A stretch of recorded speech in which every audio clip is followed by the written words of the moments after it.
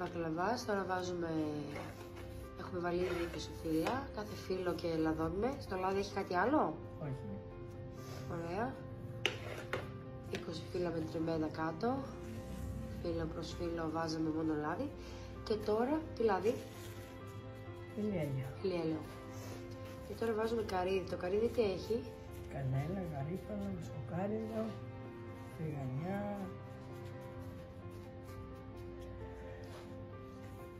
Ωραία, μπουλικό.